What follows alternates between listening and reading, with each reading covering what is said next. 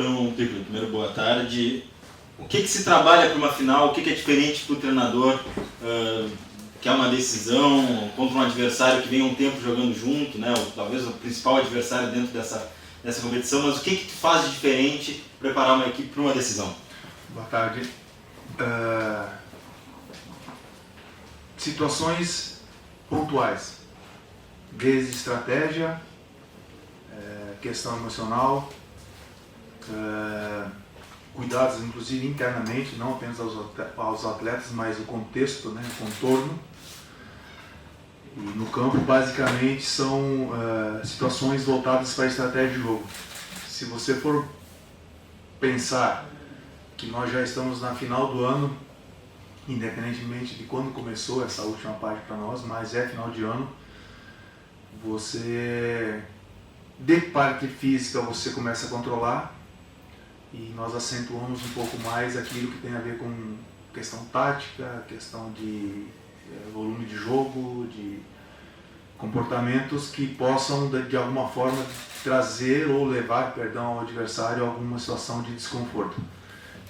Nós vamos enfrentar um adversário que tem uma forma de jogar bem maturada, bem estruturada, e que dentro da nossa ideia de jogo nós vamos precisar trabalhar de forma extremamente eficiente. Então esses ajustes pontuais, eles passam a ter prioridade. Eles já vinham, de certa forma, nesses últimos jogos sendo acentuados, mas com um pouco menos de margem de treino, né? Tudo estava um pouquinho congestionado. Nessas semanas, além de recuperar, evidentemente, o grupo, por isso o cuidado em não desgastar mais os atletas tem muito a ver com essa parte de ajustes mais pontuais, movimentações, uma infiltração, uma puxada, um encaixe melhor. Dessa forma que a gente está imaginando fazer que estamos fazendo na preparação da final. Qual a situação do Jô, Piccolo? Bom, o Jô é um atleta que está aos poucos retornando, questão muscular, é preciso tomar cuidado. O Jô é um atleta que, aí sim é justamente o contraponto do que eu falei, o Jô é um atleta que a questão anímica dele, a questão emocional dele é aflorada naturalmente. Você precisa, na verdade, controlar esse atleta. Por ele já estaria treinando. A gente sabe que para uma decisão a gente toma alguns cuidados e procura deixar o atleta leve em relação à questão de jogar ou não. Ter calma, seguir todos os passos que nós determinamos juntamente com o departamento médico e a parte física, para que ele pudesse, pelo menos, a partir de amanhã, sim, a gente observar o jogo um pouquinho melhor. Mas eu estou tratando com muita cautela, né? O jogo ainda é um ponto de interrogação para mim. Lá no começo dos mata-matas, tu disse que quando tu não respeitou o primeiro jogo, acabou se dando mal. Para uma final, o que é respeitar o primeiro jogo? O que tem que fazer? Porque depois a decisão é lá no sintético. O São José é muito forte, perdeu, se não me engano, uma partida só esse ano. Se manter vivo na competição, no mata-mata, na decisão. Você fazer um primeiro jogo buscando a vitória, sabendo exatamente contra quem você está jogando, tendo o respeito necessário e ponto final. Daí para frente nós precisamos também fazer valer a nossa forma de trabalhar. E observando isso que você falou, sob o meu comando, o Pelotas também não perdeu em casa. Entendeu? Então é um equilíbrio maior. E ter consciência desse equilíbrio. Serão jogos extremamente desencaixados. Posso ser desmentido no jogo, porque se trata de futebol. Mas se manter dentro da decisão durante os 180 minutos. Eu já tive a oportunidade de vencer o primeiro jogo e me tornar campeão no segundo jogo. Já tive a oportunidade de ter dificuldade no primeiro jogo e perder o título depois nos pênaltis, conseguir reverter. Já tive a oportunidade de não ir tão bem em casa e depois fora de casa lá vencer o jogo. A gente sabe da característica do que é o jogo lá no campo deles, mas é um assunto para ser tratado semana que vem. Vamos fazer por partes, fazer de forma bem inteligente esse primeiro jogo e ficar dentro da decisão, fazer uma vantagem. Se porventura tiver alguma situação que não acontecer, procurar se manter dentro da decisão. E assim como nós temos as nossas preocupações relacionadas ao adversário, você pode ter certeza que o adversário também está olhando para o lado de cá, sabe que tem um treinador experiente, sabe que tem um grupo experiente e que também pela primeira vez dentro da competição vai enfrentar isso. E a gente precisa saber fazer esse equilíbrio entre as equivalências de um lado e do outro, né? E se manter vivo. Eu penso que é dessa forma. E vivo pode ser com vantagem, né? Melhor ainda, né? Aí sim, pulsa legal.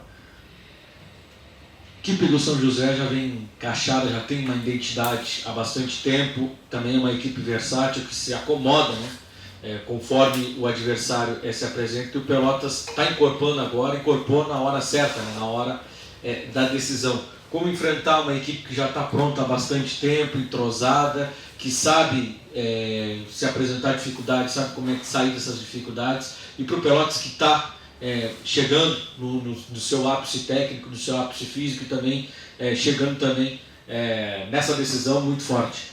A primeira coisa é fazer o nosso melhor jogo, relacionado à parte mental, relacionado à parte técnica, à parte de comportamentos relacionados à estratégia de jogo, o melhor jogo, fazer o melhor jogo. Você vai jogar contra um adversário que tem uma ideia de jogo já madura. E nós estamos ainda... quando você tem, desculpa, só voltando, quando você vai jogar contra um adversário que já tem a ideia maturada e bem definida, você também consegue mapear. Esse é o contraponto. Se ele te traz perigo, ou justamente por essa forma madura de jogar, também te permite identificar. Já é um pouquinho oposto em relação ao Pelotas. O Pelotas ainda não definiu essa identidade, está crescendo. O que o Pelotas pode apresentar numa decisão? Eu não vou falar exatamente o que pode, mas ainda tem um lastro para a gente criar algumas situações. Então vai ser um joguinho de ajustes, uma briguinha de ajustes de comportamentos contra uma equipe que tem uma forma já bem estruturada de jogo, contra uma que ainda tem alguma coisa para apresentar. Essa é a parte boa. Em contrapartida, se ainda tem alguma coisa que não definiu bem, também é vulnerável em algumas situações, que nós já identificamos, já estamos cuidando também dessa parte. Piccoli, como é que tu trabalha também essa questão de... Claro que é decisão, tu quer o título, o torcedor quer o título, o jogador quer sempre conquistar, mas também para ti talvez seja um jogo importante para ter um parâmetro já para o Gauchão, outro que vai ser os 2 últimos jogos antes do ano que vem, né? Para ti daqui a pouco bater o martelo em algumas posições, o que tu imagina de time também, tu vê assim? Vejo assim, mas com muita tranquilidade. Não seriam somente esses 2 jogos que iriam determinar, não deveriam ser, não deve ser. E sim uma análise bem complexa de tudo que foi apresentado. Mas, Piccoli, tu está falando de uma análise complexa se a gente sabe que a competição não foi tão forte. Do ponto de vista técnico e tático, talvez sim, esse seria o momento, os 2 jogos da semifinal e mais os 2 da final, para a gente dar uma analisada. Mas se nós estivéssemos ou estaríamos refém desses 2 jogos, nós de alguma forma não tivemos frieza e cabeça e maturidade para analisar o contexto da obra. A obra de futebol é mais complexa. Porém, eu concordo com você em relação ao componente emocional de decisão. Se nós estamos jogando agora uma decisão, no Campeonato Gaúcho serão pelo menos 5 decisões já de imediato. E aí sim dá pra gente fazer uma análise um pouquinho mais fria. Então um outro detalhezinho a gente vai tirar agora, mas numa análise de grupo a gente já consegue identificar sim carências, alguns potenciais e aquilo que já vem bem estruturado do jeito de jogar e que terão condições de suportar ou não uma próxima competição. Piccoli, o saudoso Valmir Russo, uma vez perguntei para ele, um jogo de mata-mata, o que é importante, Valmir? E ele me respondeu, o importante é tu vencer em casa, fazer o resultado em casa e fora tu já sabe o que tem que fazer. Pensa também assim como o Valmir, Piccoli? Fui campeão com ele assim. Nós vencemos a final em casa e fomos bem no Rio. Mas também fomos para a final fazendo o contrário, se mantendo vivo no jogo. Nós empatamos a semifinal 0-0 com o Inter em Caxias e fizemos 4-0 no Beira-Rio. Ah, mas isso não vai acontecer sempre. Mas é o mata-mata. Você foi, de alguma forma, no teu dia que as coisas não dão tudo certo, o que é importante? Tu te manter dentro da final. Porque vai ter um jogo e cada novo jogo, um novo capítulo que precisa ser escrito. Então, vou na mesma linha, até porque eu fui doutrinado com meu pai preto, que a gente brincava, né? Porque o homem me ajudou demais. E aprendi com ele que não se deve agradecer no futebol e sim se retribuir. Procurei retribuir dentro de campo aquilo que ele me ofertou fora. é uma forma diferente de falar que é importante você se manter vivo na decisão. Por isso que eu falei, se possível, com a vantagem. Vencer em casa. A ideia, independente de ser mata-mata, nós precisamos criar uma identidade dentro da boca do lobo de se vencer jogos. E passar de fase. Contra o Caxias nós não vencemos, entendeu? Mas passamos de fase. Aí dá uma mascarada. Externamente, internamente a gente sabe que poderia ter decidido o jogo antes, independente do adversário. Essa maturidade, sim, para uma final nós precisamos ter. Daqui a pouco, contra uma equipe como nós vamos encontrar agora na final, você não pode desperdiçar tantas oportunidades para se manter vivo para o seu jogo. Era nisso que eu ia te perguntar em relação a desperdício de oportunidades, né? O Pelotas teve muitos no segundo tempo, principalmente, né? Indecisão, vai chegar uma, duas, tem que matar. Como está trabalhando essa situação com os jogadores para não desperdiçar, porque ficou perigoso aquele finalzinho de jogo lá contra o Caxias? Ficou, e é uma característica dessa forma, por isso que eu tenho um pouquinho de receio quando me falam os brasileiros, que os amantes que gostam de mata-mata. Mata-mata nivela por baixo. Mata-mata pega uma equipe que classifica em 8º e ela fica campeã. Às vezes essa equipe que classificou em 8º, ela tem bons valores e merece chegar. Mas na maioria das vezes não é uma equipe que produziu para chegar. Entendeu? E aí ele recebe uma oportunidade que daqui a pouco ela não é leal com quem investiu mais. Se você gasta mais, você tem que ter um pouquinho mais de tempo para ver o retorno disso aí. Mas, no que diz respeito à tua pergunta voltada para o que nós fizemos nesse jogo, esse tem sido o nosso desafio desde a nossa chegada aqui. Vocês me fizeram uma pergunta, eu bem na minha chegada, sobre de que forma que a gente iria aproveitar um pouco mais aquilo que era criado. Eu disse para vocês na época que era em cima de um pouco mais de concentração, um pouco mais de frieza. Isso não se vende na farmácia. Isso é resultado de muita conversa, muito treino. E o que nós menos tivemos nos últimos tempos foram treinos. Então nós estamos indo em cima da conversa, que em alguns momentos é subjetiva, porém é uma forma que se tem de mostrar. Vídeos também a gente tem mostrado onde os atletas podem ter um pouquinho mais de calma. Porque as oportunidades que nós estamos criando com raríssimas exceções, elas são de articulação pensada. Então ela chega para o atleta podendo tomar uma decisão, não apenas tendo que tomar uma decisão. Ele pode tomar a decisão, ele tem tempo para isso. Ficou muito claro no segundo tempo as oportunidades que nós tivemos. Talvez uma do Pablo, que ele teve que definir rápido, os outros todos nós tivemos condições sim de... Entendeu? E através nesse momento aqui de conversa, vídeos e também um pouquinho de treino. Hoje é um dia para isso, porém eu não conto com todo mundo. Além da situação do jogo, tem outros atletas que vão retornar apenas amanhã para fazer essa parte final. Mas também não vou me agarrar nisso não, a gente tem que ir lá para dentro e resolver o problema lá dele então. Justamente essa questão do desgaste, né? O Pelotas teve 2 viagens longas, né? Contra o Cruz Alta e também contra o São Borja. Caxias também não é uma viagem tão fácil, não tem tempo para treinar, não tem tempo para recuperar os jogadores. Como lidar com essa questão aí do desgaste? Acredito que está todo mundo querendo jogar, todo mundo querendo participar da final, até os jogadores disseram que o do clube já tá garantido, né? Que é a vaga na Série D, mas eles querem a taça, eles querem o título. Como segurar os jogadores para não, de repente, ter uma lesão mais grave e ficar aí um longo período afastado? Lembra daquela conversinha do papo reto? Ele agora mais que nunca. Está estruturada a ideia de jogo, está estruturada a base de time e não vai ser por empolgação que a gente vai mexer na equipe agora, a gente vai seguir um padrão. Então controlar esses atletas é com a conversa direta, em que inclusive faltou lá em Caxias. Mas por causa da distância, o Centenário é um pouco cruel, eles te botam lá no escanteio e aí fica difícil de você conseguir ter proximidade com a informação. Aonde nós tivemos essa proximidade, felizmente, a gente conseguiu controlar e contornar.